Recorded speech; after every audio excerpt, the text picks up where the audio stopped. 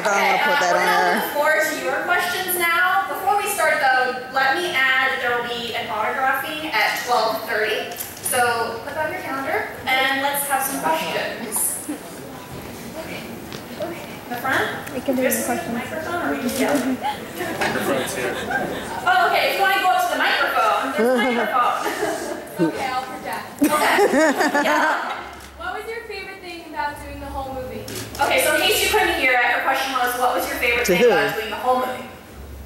Is it down the line? Yeah, let's do it. Not to be weird about it, it was actually getting to direct my brother's script. The fact that we tried to work together for years, and I always felt like I understood how to work dialogue. And other directors have messed it up for years, in my opinion. And I was like, but finally I have my shot, and this is something that's really distinctive and cool and fun.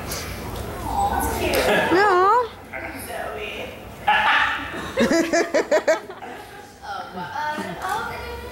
That's such a very broad question to answer.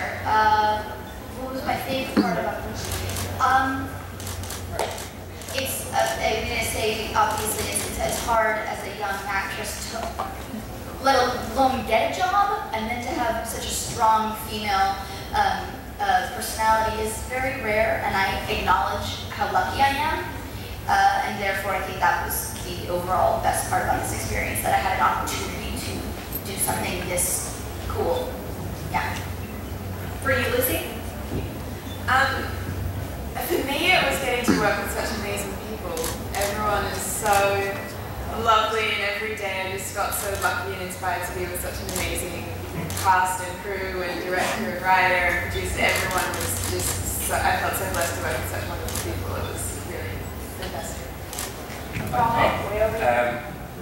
I think it was, from my opinion, it was great to work on something that had such a huge fan base already, and we've got kind of so many people that we want to make happy and to kind of please, but at the same time it's difficult to kind of stick exactly to it and throw in twists and turns as well. So I think it's really interesting what we've done, and obviously Mark and Dan have a lot of credit to take for that, but I think I'm most excited about kind of everyone seeing it and being the first adaptation of the book. I think that's what excites me the most. Sami? I think the best part of this experience for me was absolutely, like Lucy said, working with such wonderful people. I think that on set there was just this general vibe that everybody was just so excited to be there every single day, no matter what kind of night it was, no matter what we were doing, and that the producers, the director, the writer, everybody really genuinely cared. You know, I wouldn't just come to set to do my scenes. People would send me things, books. Dan gave me a list of 300 movies to watch. You just sort of, you make friends that hopefully last a lifetime, and I think that's something that's just intangible. Well, I think it's, having my brother direct, I'm kidding. That's not yeah, no, I do think it is the whole package that, I get accused of a lot of times. I have trouble picking one tone to work with, and, and out in Los Angeles, they like it when you say, I am giving you an action movie now, I am giving you a romance now, I am giving you a comedy. And finally, I found a project that I can give everything to.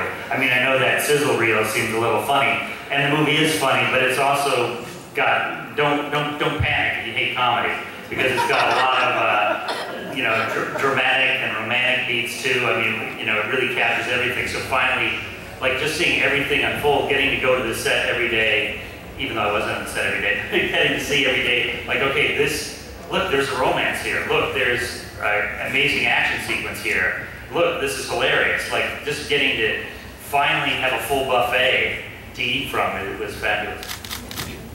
All right, in the front, the striped shirt. Thank you. Thanks for doing this. I want to know how far along you are in the soundtrack and like what the sound of the movie is going to be like.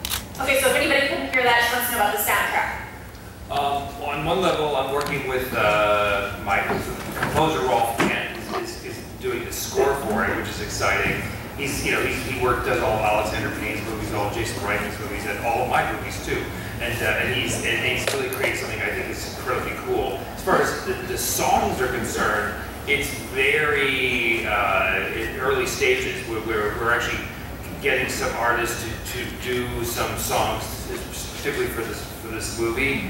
One of them's a cover, one of them's going to be original, as well as just kind of trying out things and seeing what we like. But you know, we tempt the movie for previews with stuff that we just knew, and the songs that are probably a few years old that we like. But now we're kind of going through the process of replacing them with new artists and new music that hasn't been released yet. And you know, my music supervisor is Howard Parr, and he's wonderful. And like I said, we're just getting to that process now. But that's usually the thing that kind of like, you know, comes in last, and then you ends up dominating your life. So for the next couple months, it's going to be a really big deal. Thank you. All right. Oh, way in the back with the cat ears. I think they're cat ears. I hope they're cat ears. Okay, good. Okay, so what's special about each of their characters? Okay. Zoey, I think you're right. Unless Mark wants to talk about his fan fiction, maybe? Okay, what was special about Rose? Muscles. No. There are very many redeeming qualities in Rose, and she is someone who is very likable, but I think what's special about her is that she, as a protagonist, it's not often that you see the heroine making a lot of mistakes, and not always doing it right, you know, and not always being the best version of themselves, and I really think that's special in that character. Between Richelle and Dan, I think it's been accomplished that this character is not one-dimensional in that sense, and I find that to be very special among many other qualities, if that makes sense. If I can add something that's special about Rose before I say about Lissa, is that she always puts Lissa first and is so selfless in that way. I think that's such a beautiful thing about the character. Yeah, Zoey and I always talk about it. She's so giving. For Lissa, I feel like her sensitivity and she goes through a lot of different tones through the film as she's battling her inner demons and the powers and the effects of the powers, and there's moments where you doubt whether she is so loving. But for me, her loving nature and her huge heart and the way that she is so affected by everything around her and so caring and can't stand to see creatures hurt or people hurt, that affects her so much. I think that is something about her that's just beautiful, and I felt really lucky to get the chance to play that.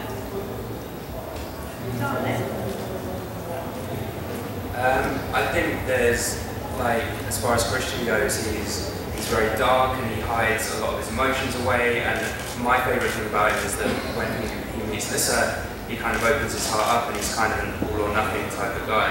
He's the sort of person who's like, I'm not going to give anyone like any love or any emotion, and then he meets Lissa and gives it all to her. So, and that's kind of who he is, and that's his life and his heart and his kind of spirit. So I like that. That's my favourite. There's so much of the sarcastic, sardonic, kind of prickly Christian that we see quite a lot, that it's nice for me to know that he's actually got a big heart and that someone knows most of it. Sami? I think for me, underneath this sort of shield she puts up of bratty behavior, she is a vulnerable girl who is just trying to find herself, like all of us are. I mean, I'm a teenager. At this age, it's difficult, and I think that's very relatable, and I think that underneath it all, she really does have a heart, and she's just very insecure, and I think that's something that everybody can relate to, and that's what I think is special about her, that she's really just trying to find herself. All right. Hi, my name's Rue, and I host a web show called Rue and Who, and you guys are just so freaking adorable, but I'm also a musician. I wasn't going to say this, and I have a song called You Suck, and it's the most requested song ever, so I'd love to share it with you. But you guys, do you guys have a favorite vampire that you like, and stimulated. Like, you remind me of Lestat, Buffy, all these things in the new genre. Like, it's very cool. I love what I saw, and I totally want to see it. Do you guys have a favorite vampire that you dreamt about, like, while you were filming? I can tell you my favorite vampire movie is probably The Hunger. Yeah. So, you know, so like, you know, Zoey Deutch in that movie, and you know, that's what, it's interesting. It's like a movie that it's not like, you know, it's The Godfather. I remember when I saw The Hunger when I was like a teenager in college, and I was going like, this movie is so epic cool, and there's something that's weird about it. I feel like it's directed by somebody. And I actually noticed for the first time that somebody had made choices to do things a certain way, and it really, you know, stuck with me. And frankly, it was kind of influential in the visual palette for this movie as well. I felt like the Moroi vampires were so different to any vampires that I'd seen in movies before, that because they have these powers and they're living, and it wasn't really like you could take a direct influence from one vampire. It was more studying the general vampire genre and kind of thinking about how to go from that into a much more almost spiritual kind of vampire, because they value life so much that they need guardians to protect them, and it's more about life than it is about death in a lot of ways. And I think that contrast between like the Moroi race and the Strigoi kind of is highlighting how important it is to live, and I think that's something that no vampire movie